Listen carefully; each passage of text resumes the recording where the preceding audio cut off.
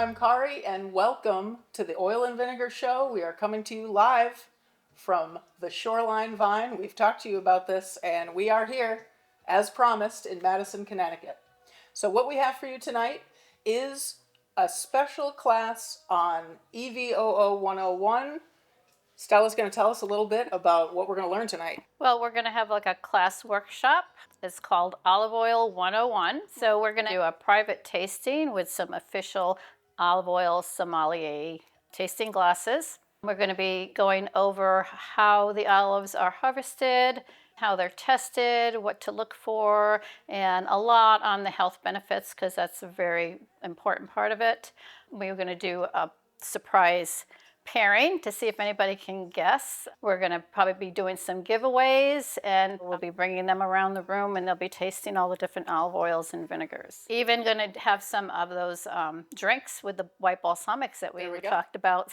We'll see this. We're putting our money where our mouth is. It's exactly what we talked about. How we can use the olive oil, how we can use the vinegars. We're going to do some cocktails. We're going to do some snacks with our oils and vinegars as well. And we're going to taste like pros. One thing is to taste it, and it's another to actually use it in the food. So that's a little bit what we're doing tonight. We're taking it to the next level. So, glad to have you with us. Come along for Olive Oil 101 at the Shoreline Vine in Madison, Connecticut. Glad to have you with us. All right, so we're going to start with the harvesting. So they usually harvest the olives pretty early in the season, like right before they actually start to ripen. So the olives that they're going to harvest are going to be kind of green, maybe a little bit of a yellow color, not so much. Sometimes you see like a full ripe olive. It's got like a brown color or some red colors. Those are going to be kind of past. You're not going to get the health benefits, the polyphenols, from those. It's going to be very low or not at all. It's going to be, yes. So are these the olives that you would eat? No, you probably do not want to eat these because they'd probably be too green and too bitter. Now, those are the good olive oil producers. Some of the other ones will wait a little longer for them to get a little bit riper. You're not going to get the same benefits. They do that because it produces more olive oil. Doing it this way, they probably get about 10 to 20% less olive oil, but the quality is there, and that's what's important to them. All the groves that we get our olive oil from, they harvest it. They don't use mechanical harvesting when they pull the olives off the trees. So they use, a lot of them use, like they have these big wooden rakes and they kind of pull the olives down. They'll have these tarps that they put either under, they lay them down, or some of them, they look like a upside down umbrella kind of, they put around the trees, and the olives, some of the leaves come down too. And that's how they're harvested. They are mechanically crushed or pressed, or however you want to say. But when they do this, so one of the most important parts is that it's done quickly and with very minimal processing. So they'll start in the morning when they get the exact, they like say, yes, this olive is ready to harvest. They'll start that morning. By the evening, they're done with that whole olive. That's like, so the names of the oils are actually the olive. So Arbequina is the olive that's in there. Picual, it's the olive. They're all single varietal. So it's done minimally, and it's finished by the end of the day because they want quick processing with little refining as possible. Is there a certain kind of olive that they use mostly? Well, they use the Arbequina a lot. Arbequina Quarantina is also put, but Arbequina is probably the most popular one, and it's actually the smallest olive. So it's the smallest olive, and it has a big pit. And that's the one that's very popular, and that's the one they use for the infusions. They actually do two different harvests with the Arbequina, because the Arbequina that we have for extra virgin olive oil has like a 276 polyphenols. When they do the infusions, they use another Arbequina that they call their everyday Arbequina. And that one they usually harvest a week or two afterwards. They want it a little bit milder so it doesn't take away from the flavor. Or whatever they're infusing it. But that is usually an Arbequina. Sometimes it's an Arbusona olive, but most of the time, like 95%, it's the Arbequina one that they're using for all the infusions. So what they do, first thing they do, they crush it. Goes through this, it's like a I know, it's kind of what Like a they call mill. it. It's Kind of like a food yeah. mill kind of thing. And it crushes it, and then they go through these centrifugal, is that that goes Centrifugal that goes They around spin really around. fast, and it takes merry-go-round. some of the water out of it. Takes some of the leaves because it goes through it twice. Centrifuge. The centrifuge. So it goes through two centrifuges. The first one takes some of the leaves and stuff out. The second one's a little finer, takes a lot of the moisture out. Then it's filtered, like almost very fine, almost like a coffee filter. And at that point, it's just about ready to be called an extra virgin olive oil. So it's very minimal processing. It can't be called an extra virgin olive oil until it goes through the testing. So the testing is they do a sensory testing and then a chemical analysis testing. So at each grove, the sensory testing is usually done where it's produced. They have an olive oil sommelier using these special glasses that you see here. They're actually measured out perfectly. The color is there for a reason, and we'll talk about that, why they're blue. So it goes through their testers first, and once it passes all the sensory, the smell, the taste, there's nothing bad about it. You'll see on your wheel what the good tastes are, what you shouldn't be tasting or smelling in there. And once it does that, then it goes to an off-site lab, like a third party. And that's where they test for all the chemical analysis. That's where they find, that's where they come up with the polyphenol number.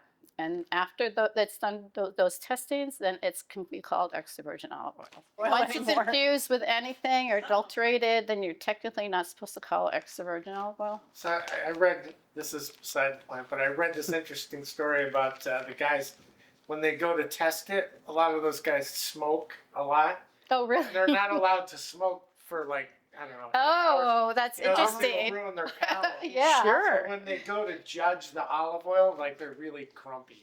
Oh, they're grumpy. Oh my gosh. Maybe they need a different, But career path. But that makes them a more discerning olive oil taster. Yeah. Cigar testing, Yeah. oil testing. Pretty much quickly after that, it's shipped out to everywhere. Olive oil doesn't age well like vinegar or wine. It will go bad.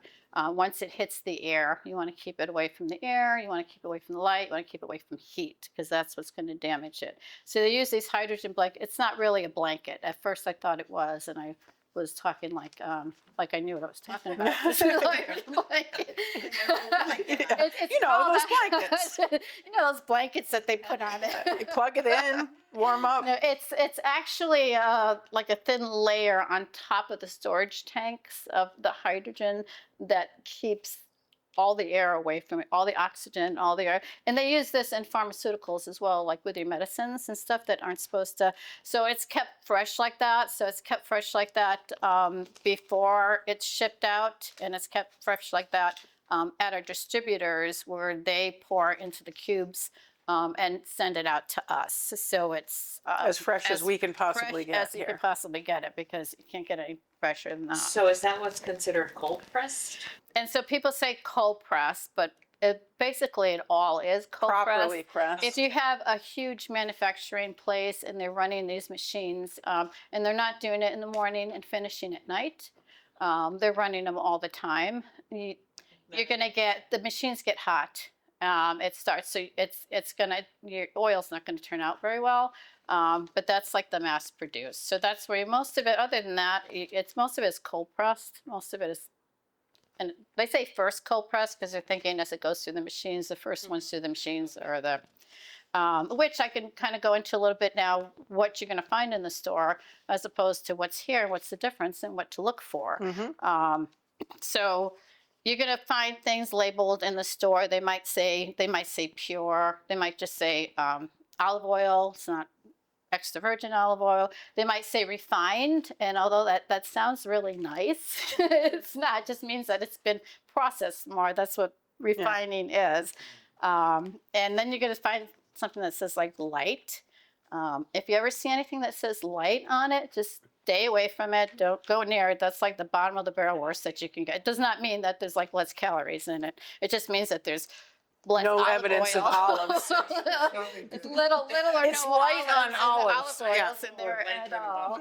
When they process the olive oil, right? They don't use any heat. They just kind of crush it and then Right. they spin it around, separate it, and they make the olive oil. So it's kind of like, so anything after that to extract more olive oil out of it, they actually use heat and chemicals to extract Right. more olive. Like Thin it oil out of almost, So yeah. if they say cold press, it's basically like It's the essence first of- one. So the first one, because all these other ones that I just told you about, like the light, and so what they'll do, so they do this beautiful olive oil that we get, and then they have what's the crushed stuff, the pulp and stuff that's left over. So they'll heat it. Yeah. They'll heat it. They'll add sometimes even water. They'll add different kinds of oils. They'll add different olive oils, and they'll do the process all again. Squeeze out whatever they can And once out they of the. do that, they'll do it again. So by the time, that's why it's trying to get to the bottom. Maybe they've done it 4 times. That's when you get the light.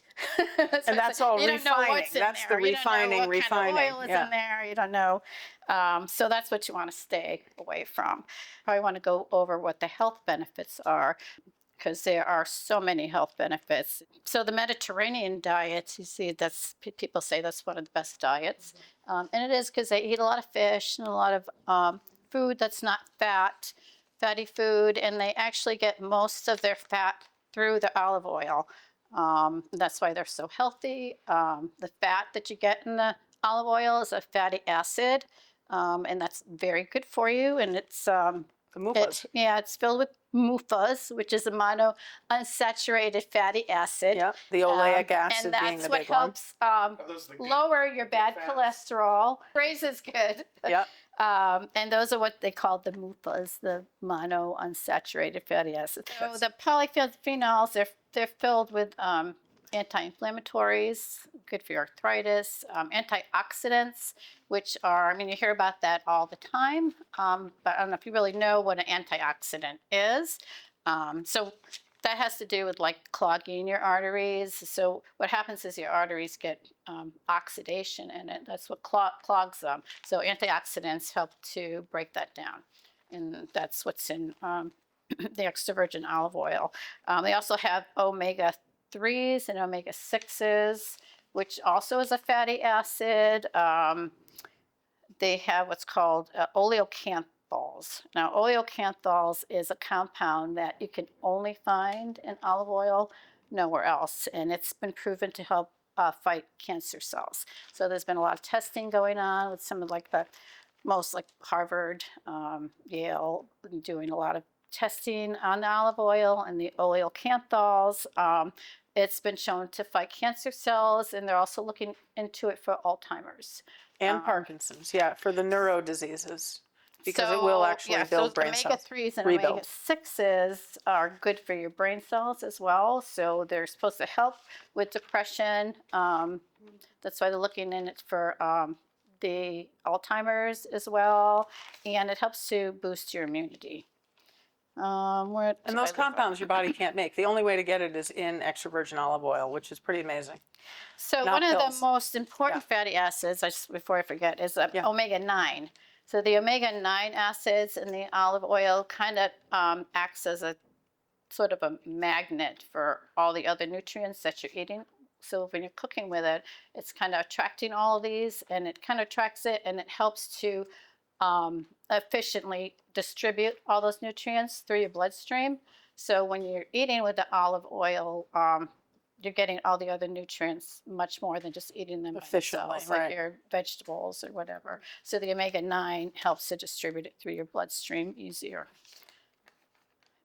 Okay. Magic the oil. last ones are the vitamin E's and the vitamin K's, I think. And those are for bone health and wound healing. You've heard about vitamin E, like if you put it on, those are in olive oil as well. It's also good for your gut. It's good for your skin. It's good for your hair. We're going to try 3 of our olive oils. So one of the myths of olive oil is that the greener it is, the better olive oil it is, which is not true. There's just different types of olives, and they're different colors. And that's why they use these blue glasses, so that they can't see the color of the olive oil to, be biased about, oh, this is green, is so beautiful. It is beautiful, like our Piqual is gorgeous. but that shouldn't judge. One of the other myths is that you can't cook with it. You know, a lot of people are, oh, you can't cook with this stuff, right? It's just for like finishing. And I'm like, no, I cook with it all the time. It actually has a very high smoke point. And the higher the polyphenols, the higher the smoke point is. I mean, it's up, what is it, like 430 something? Like It's right up there with it's right up there avocado. with avocado oil. People think that that's like the highest, but you can't cook with it. So that's one of the myths. So that's it. Let's do some tasting. Do some tasting. Yes. So these are official tasting glasses, and it's actually it's got like very precision measurements. So it's very So how much can smell that? So you can smell the just a little. Not now. Don't taste it yet because I'm gonna go over what you're gonna do. So what you're getting in your glasses now is Picual. Picual is from Spain, and this was crushed October smell it already. 2025, and this is one of them that won the gold award recently. This is what's considered a medium intensity at 376 polyphenol level. Now, if you look at your wheel, it's on the top part, it's going to tell you some of the things that you want to smell in there. It's usually like, most of the time it's more like an unripened fruit as opposed to a ripe fruit, like maybe an unripe banana. You want to taste this, maybe some grassiness, sometimes some like peppery, even like some baking spices you might smell or taste. And so there's kind of 3 stages to the tasting. One is going to be the fruitiness, which you're going to smell first. So what you're going to do is everybody's got their stuff. You're going to hold one in your hand like this, and you're going to cover it with the top. You're going to kind of rock it around a little. So what we're doing is you're warming it up, and we're going to need to do this for about a minute or so. So we're going to warm it up kind of with the top. Keep it covered good there, John. There you go. You don't want any of those vapors going out at all. So that's kind of warms it up. All right. And then what you're going to do, you're going to take the top and you're going to take a really good whiff out of it. And you're going to take a really good smell and think about what's on that wheel and what are you smelling. Are you smelling fruit? Are you smelling something grassy? Are you smelling? So the Picuals, this kind of has a smell of like a fresh cut grass. Do you smell that at all? Yep. I was thinking arugula. Yep. Arugula, maybe some lettuce, fresh lettuce, maybe a bitter lettuce as well, like you said.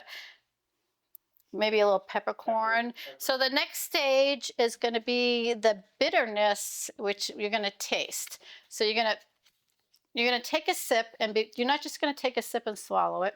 You're going to take a sip. You're going to kind of close your mouth, and you're going to go.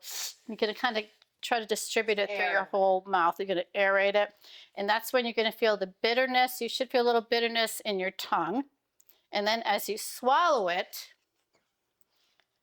that's where the pungency comes in. The pungency, as opposed to the bitterness, is what you're going to feel in the back of your throat. So you should feel like a peppery. Taste too. Yeah, and sometimes it takes a good 20 to 30 seconds to get the full experience as it travels through. Peppery going down. Yep. Yep. So that's the pungency. That's the polyphenols. That's what you want to taste. A lot of the tasting sommeliers will joke about. So what do you think? Is that a 1 cough or a 2 cough? Olive oil, because sometimes they'll make you cough. The real high ones will make you cough even more. So this is on a scale of olive oils. Where, That's like a medium intensity. okay. With the polyphenols. And you shouldn't have smelled any of the bad things, which is like a barn, like hay, anything musty. Smells like a Band-Aid, antiseptic-y. Cheese, tastes like cheese. Yeah, Play-Doh probably wouldn't be waxy. They say waxy like a crayon. You're not going to taste that in these. Maybe we should have brought a really bad one in so they, so they could taste it. And then we're going to wipe your glasses out so we can go on to our next one. So the next 2 we're going to be trying, we just got in recently from Italy. The first one is a Olearola. It's got a crush date of November of 2025. This is, it's considered a robust. It's got a polyphenol level of 501. Now, I find that this Oakley, even though it's got a 501 polyphenol levels, which is, quite high, it's rather creamy, very kind of mild start. As it travels through, it may take a little bit longer, you will feel that. But it starts off lovely and creamy. I'm really liking this new one. The Piqual that you just tried has been my favorite for a while. Okay. This is now a close second because it's really lovely. It's just creamy and mild and wonderful. So this is creamy. What you're going to smell, this one's got kind of some floral notes in it. Kind of like a fresh garden smell and a taste. The bitterness is a little more balanced. That's going to touch your tongue.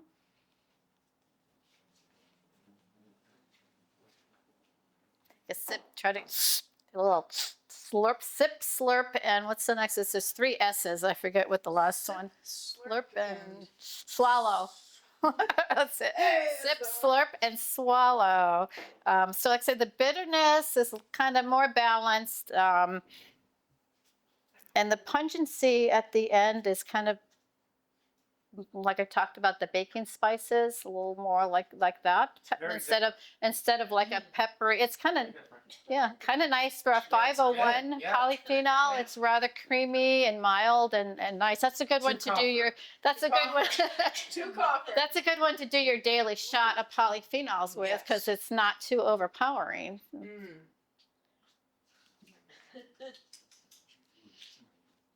It has a kind of a nice finish, though, even though it's a little bit of a. And every palate's different. Sneeze. It's really it's amazing how where we could have somebody try the strongest and be like, and It's like, oh, it's not that bad. And I'm like.